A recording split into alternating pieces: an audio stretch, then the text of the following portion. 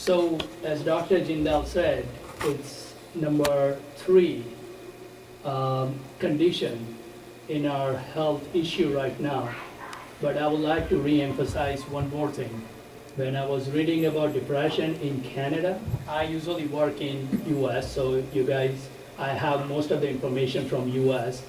But when I was preparing for my slide, I learned that Canada has a major problem with depression and mental illnesses as well.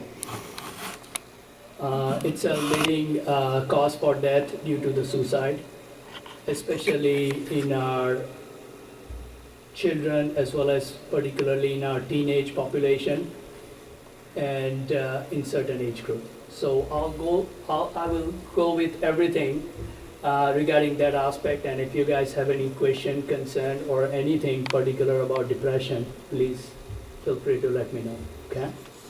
So today's topic is depression, treatable mental illness. So depression is so common, and due to stigma and due to discrimination, most of the people, they don't come forward. They keep this depression underneath. And they reach to the point where they start asking a question to themselves, what's the point in life, living like that? What's the point, you know? So we will talk about more in detail. So we all know, like, we all get sad. We all get lows in our times, I mean, sometimes in our life. Like something goes wrong, we get down, we get sad, we have emotions. How long that lasts? If you see, that does not last for a long time. It lasts for hours, it lasts for days, it lasts for weeks, then it subsides, and we move on. We go back to our normal life. But imagine that same feeling lasts forever, more than 2 weeks, continuously with you forever, does not let you sleep, does not let you eat, does not let you enjoy anything. And you wake up early in the morning and ask your question, why I'm here? What's going on with me? If someone asks you to go somewhere else, you don't go. So you don't have energy, you don't have a motivation to do anything. And that's we call depression. That's how the depression is. So in real term, in a medical term, we call clinical depression or depressive disorder. So it's very distracting symptoms that affect all part of your life. How you feel, think, handle daily activities. It also affects your sleep, appetite, cognitive functions, and every day, at least for 2 weeks. This is for to be diagnosed every day for at least 2 weeks. That's the threshold that we, based on that, we decide whether you have a depression or not. So what are different types of depressions? In a medical term, we have the most common, it's a major depressive disorder, which is a classical characteristic of a depression, which is something you have a sad mood or you have a low mood, along with loss of pleasure, along with your appetite goes down, your sleep goes down, you get irritable, you have suicidal thoughts, and that lasts for more than 2 weeks. That's called major depressive disorder. We have another terms we call persistent depressive disorder, which is also called dysthymia. Now, dysthymia is a depression symptoms that continuously going on for more than 2 years. So for continuously for 2 years, you have a low mood, you have a low energy, your appetite goes down, and you do not have any pleasure in any activities that you used to enjoy. But it's not that severe compared to major depressive disorder. Other forms of depression, what we have, it's postpartum depression, prenatal depression, and we have to understand, when I was reading about depression, females, women, they have a higher rate of depression when they are in their childbearing age compared to men. They go through a lot of things in their life. they have a lot of hormonal ups and downs, and that causes depression in their life. But after 55 or 60 years of age of life, men are equally prone to have depression along with females. So their rate would be the same. But before that, females have a high rate of depression. Second is seasonal affective disorder, which is much more common in northern part of North America, where we have prolonged winter. And during winter time, what happens is we do not get sun that we used to get exposed to during summertime. So what happens? That creates, we need sun in order to have our circadian rhythm, our sleep cycle to be adjusted. And also with the sun rays, we synthesize melatonin. We have certain neurochemicals which we synthesize. And when we don't get that much, we started feeling depressed. So seasonal affective disorder we mostly see during winter time, and those are the people, they get better during summertime. Psychotic depression, some people started hearing voices along with feeling depressed. They feel paranoid that people are trying to get them, going to be after them. So that's a different type of depression which comes with psychosis. Premenstrual PMD, which is we called DMDD, that's dysregulative mood disruptive disorder that happens in children mostly. So what causes depression? Now, in a medical term, depression, the real issue is, when I was talking to a couple of people back home in India, they feel depression, it's a weakness, to be honest with you. They don't want to say, I'm depressed. They say it's a weakness. And I don't want to talk about it. Most of them, they say something like that. But what we know now is depression is due to certain neurotransmitters, certain neurochemicals that our brain have a difficulty to synthesize down the road or cannot produce. And serotonin is a number one neurochemicals that our brain needs. Because if we have a serotonin, we feel good, we feel happy, we feel focused. We can enjoy our life if we have a good amount of serotonin. Along with that, there is a dopamine. Along with that, there is other neurochemicals such as norepinephrine. So we need those neurochemicals. And depression happens when our brain does not synthesize these neurochemicals or lack in producing those. So we exactly don't know what causes depression, but we have a couple of things that can create depression, such as genetic factors. Some people, they inherited depression if their parents been depressed or history of depression. So that goes to their children and pass it to their family. But that's not the only case, because sometimes parents had a history of depression, but children, they do not develop depression. So what are other factors? Biological factors, like in female, they have hormonal cycle going on throughout their menstrual period, which is also a part of a depression. Environmental. Suppose like you live in an environment where there is a constant stress. You go to a job, there is a constant stress there, your boss being nagging you, and that's part of your stress. At home, you have an issue with your partner, and that's a constant stress as well. So what happened in stress? So two things happen with the stress. One is either you cope with that stress and you learn to live with it. But what happens if you can't cope up with that stress? With the constant stress, your brain, inside your brain, there are lots of toxins produced. Because we have, like when we are under stress, there are a lot of neurochemicals goes up sometimes. Like our cortisol level goes up. And cortisol can cause hyperlipidemia. Also along with cortisol, we have a high blood pressure. So with constant stress, sometimes what happens, you go to your primary care doctor, you tell your doctor, look, I have a high blood pressure, I have a cholesterol problem, and your doctor treats that particular issue, but do not treat the issue that actually causing the problem, such as depression. So psychological, if you've been exposed to certain trauma, like being abused in your childhood or death of a partner, that also create a lot of emotional distress in your life. And that also makes people depressed as well. What happens, it's our normal body reaction. If we lost someone, if we lost a loved one, what happens? We all go through a different phase in our life. We get sad.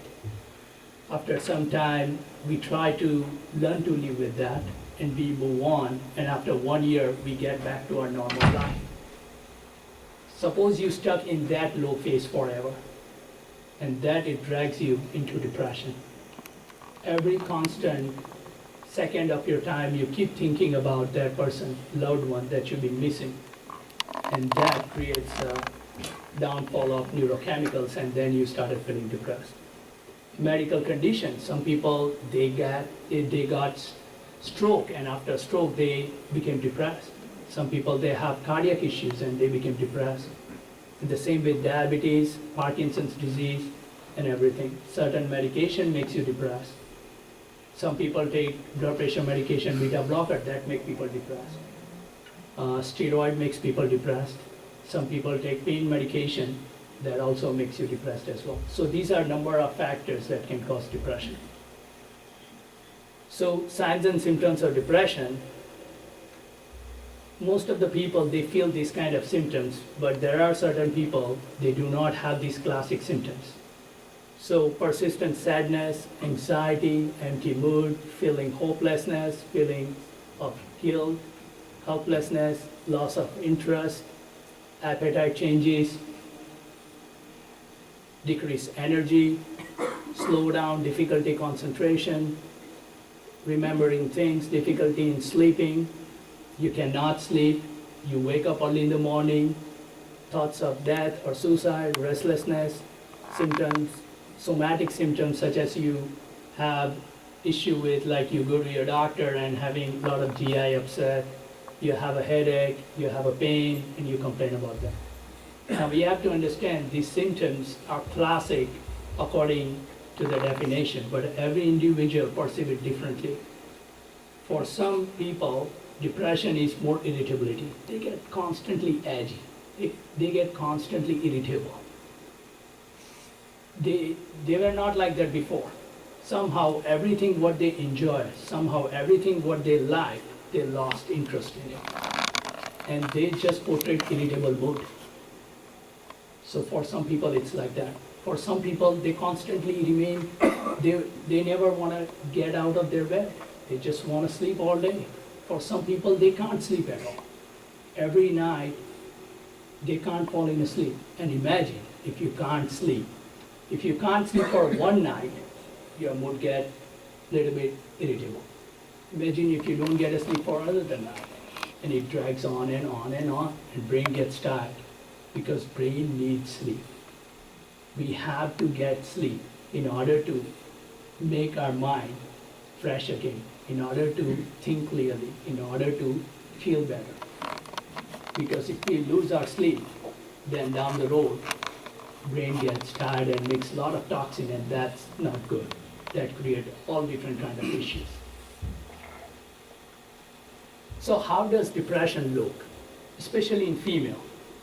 Female, it's much more common in your childbearing age, and due to hormonal ups and downs, when they are pregnant, they have lots of chemicals goes up, and after delivery or after they deliver the baby, all the chemicals goes down. So they have more chances to have depression in a postpartum setting, and more sadness and more guilt. For a man, mostly they do not admit they have depression. They remain irritable, sometimes angry. They behave recklessness. Now, we call it self-destructive behavior, because when you are depressed, you don't care about what other people are thinking about you. You just you get to the point where you don't care about anybody else, you just want to sabotage your life. That means that you do or you show behavior that you never done it before in your life, such as if you're driving, you drive recklessly because you are not afraid of anything. You started drinking more and more alcohol, and alcohol itself is a depressant because it brings down neurochemicals that our brain needs. So you get more and more depressed. Especially older adult, they show they don't want to admit that they are depressed. They go to their doctor more often with medical issues. Look, I have pain, I have stomach upset, but bottom line problem is depression.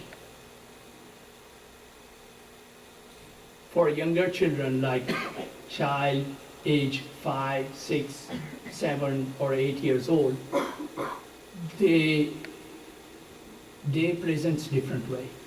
They don't tell us that they are depressed, they have sad mood. No, they're gonna show more irritability. They refuse to go to school. They get anxious, concerned about their child, means about their parents, and that's the way that they present. Older children and teens, they have issue with substance use, and they get more irritable, and anxiety and eating disorder. That's how they show us depression. So how's depression treated? Suppose if you're going through a depression, the first thing you gotta do is you gotta ask for help. Because eventually you're gonna get tired. You tried everything possible. You tried every holistic way to help yourself, but it's dragging on for more than 2 weeks, 3 weeks. You're not sleeping, you're not eating, you're not able to think, you kind of getting forgetful now. So you gotta go and ask for help. You go and see a doctor. You talk to your doctor will take complete assessment, your interview. He will run a couple of tests, blood tests, to make sure there is no medical issues, because certain medical conditions make you feel this way. So it's better to treat that medical condition. And they sometimes run certain screening tests, which we call PHQ-9, PHQ-2, and back depression screening. So what are medications? Like, what are treatment options? We have a couple of different treatment options nowadays, and it's treatable. We understand. As a psychiatrist, I can tell you I see a lot of people. And when they come, they are hopeless. What do you mean by hopeless? They feel that nothing gonna work, nothing gonna help them, but it's not true. When they come to us, we treat them. Within a couple of days, they get back to their normal life and they see a life differently. So it's treatable. Usually it takes 2 to 4 weeks if you taking medication. And there are different categories of medication, which we call SSRI, which is selective serotonin reuptake inhibitors. Second is SNRI, which is norepinephrine reuptake inhibitors, tricyclic antidepressant, MAO inhibitors, and others. I'm not gonna go detail in these medications, but I can tell you one thing: we don't do miracles. What we do, we're not gonna take away your stress.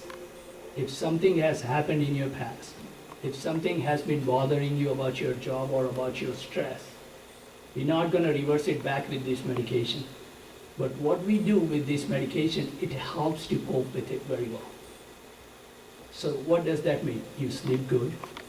Second, it helps to motivate you. It helps to improve your mood to the point where you can deal with this stress very strongly and very efficiently. That's all we do. And that's a big thing, because this time will pass too. You will have a good days too. But if you can't wait for a good days, that's called depression. So other treatment options are psychotherapy. Now, some people, they don't want to take medication. And some people ask us question, do I have to take this medication rest of my life? The answer is, it depends how well you do. Some people, if they have a mild depression, they take medication for a few months, they get better, they understand how the depression looks, they start taking part in their life, and they move on, and they don't need medication. But for some people, if it's a recurrent severe depression that's happening again and again, again and again, then you gotta take medication. So psychotherapy is another treatment option, where we help you to understand what are your stresses and how to cope with it. ECT, electric convulsive therapy, which used to be a treatment in 60s or 70s, but we still use it for severe depression or psychotic depression, and it's still nowadays, means it's still very efficient treatment, which we use it for treatment-resistant depression, and very effective. There are other treatment options as well, but those are like very aggressive treatment measures that we take when someone is very depressed, not been getting proper help through medication. So how can I help myself if I'm depressed? How can you help yourself? You gotta be active, you gotta do exercise, you gotta do yoga, and try to keep yourself active. Now, what exercise does, what yoga does, when we do exercise, we release a lot of neurochemicals in our body. And one of them is endorphin. So endorphin is neurochemicals that our body excretes when we do exercise, and that helps to relieve our stress, and that also helps to synthesize more serotonin and norepinephrine and dopamine so we don't get depressed. If something you are very anxious about, a task or something, you gotta prioritize your work, make a small task, spend more time with your family and friends. Means alcohol, it's a very complicated subject. Some people, they can tolerate alcohol well, but for some people, if they can't, alcohol makes you more depressed. So you have to understand. And eat healthy and sleep well. Those are the things you can do. How can I help a loved one who is depressed? So first, try to help him understand what depression is. It's treatable. Give them hope, because most of these people, they don't have a hope. That's what we call depression. You get so tired, you get so down that you don't see hope in your life. So you have to give them hope. You encourage them to do activities, exercise, educate them about depression, treatment, and never ignore comments about suicide. Now, suicide is a very difficult subject, to be honest with you. In Canada, when I was reading about, it's a leading cause of death in teenagers and adolescents. It's a second leading cause. So which one is the first one? Accident. Any sort of motor vehicle accident or any sort of accident cause death, that's the number one cause in adolescent and teenagers. But suicide is a number two. So there are significant amount of teenagers or adults, means younger adults, they commit suicide, which is 24%, which is a very high number, to be honest with you. And after that, it's a 16% in an overall population. And most of the time, when you get tired to the point, when you become hopeless, then you lose all your hope. You wake up, imagine yourself, when you wake up early in the morning, every day, you don't have to look forward for anything. You just wake up, nothing there. Things that were making you interested in activities, those were not there. And you lost all your interest. You lost your life. And then the one thing comes after that is suicide. You make a plan about suicide. And most of the time, what happens, depressed person, when they talk about suicide, they've been thinking about suicide for quite long time ago. They've been thinking about it every day. And they ended up doing something. So it's a very sad feeling. If you ever imagine that feeling, that's a very sick feeling inside, that you wanna give it up on your life. So it's very sad. So I was told by one of your member to talk about different mental illnesses, which I'm not gonna go much in detail, but there are some other mental illnesses such as anxiety disorder, PTSD, obsessive compulsive disorder, schizophrenia, substance use disorder, ADHD, autistic spectrum disorder, and others. Now, obsessive thoughts I want to talk about. We all grew up with certain mindset. We live in a society, but imagine we are a part of an animal, okay? We all have an instinct. When we grow up, we have urges to kill. We have urges to eat. We have a sexual urges. Those are all needs, our basic needs when we are growing up. But in a society we live in, there are rules and regulations that help us to learn that those things are not right. Those we call super ego. We make rules in our society. And as a human, what we do, we try to find a balance in between. That's we call ego. Those are the Freudian concept of psychotherapy. So we live and we find a common ground in between. So what we do is, if there is something like hunger, violence, we try to find a balance between what the society norms are and what our basic needs are, and we find a balance, and that's how we feel good about ourselves. If there is a problem in that, that's where the problem happens. Now, obsessive thoughts I'm talking about, because most of the people, we all have obsessive thoughts because that's how our brain is trained or treated. But we don't talk about it much. Like other day, I had a patient who came to me and saying that I have obsessive thoughts about killing other people. But doc, I don't want to do that. But that thought never leaves me for a single second, keeps hammering me every single second of a time. I keep thinking, and then I get tired, and I feel down and depressed. I can't sleep, I can't eat with these thoughts. What am I going to do about it? But that person doesn't want to kill anybody because he's fighting with his own mind. And it's very difficult to fight with your own mind because you get tired. And those thoughts are very dystonic thoughts. Means those thoughts are not pleasant thoughts. So people have a different kind of thoughts like that. That's called obsessive thoughts. And it's easily treated. It can be prevented, it can be treated. So that's obsessive compulsive disorder. And depression in Canada, I would say that 8% of adults experience major depressive disorder in their lifetime, so it's a very high amount. 1 in 4 Canadians, they reach to the point where they needed treatment for their depression. 1 in 5 teenagers report suicidal ideations, and secondary cause of death, as I said. And how to get help through OHIP, which I was asked about.